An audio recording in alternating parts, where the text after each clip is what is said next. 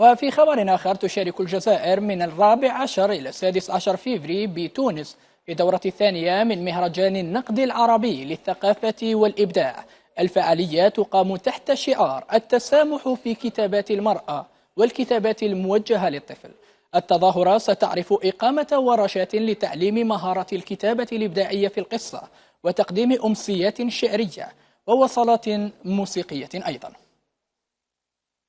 هذه الدورة تضم محاضرات، أمسية شعرية، عرض مسرحي، احتجاج مسرحي، حكواتية، لدينا ورشات الأطفال أيضا، وهناك أمسية وسهرة هذا المساء. موجود معنا وفد كبير وهائل من الجزائر الشقيق، لدينا أيضا من العراق وأيضا من فلسطين. جئنا اليوم لمهرجان النقد العربي في دورته الثانية. أنا كان لي الشرف أني حضرت الطبعة الأولى، وأنا اليوم أحضر الطبعة الثانية. شاركت في تنشيط افتتاح فعاليات هذا الملتقى، وكذلك بمداخلة علمية في هذا الصدد في تخدم الملتقى. هذه التظاهرة اللي أساسها على محور مهم، وهي التسامح، وما أحوجنا إلى التسامح، ونحن نعيش في عالم اللا تسامح. وما أحوجنا احنا أن نهتم ونعيد الأصول إلى الأسرة، لأن إذا نجحت الأسرة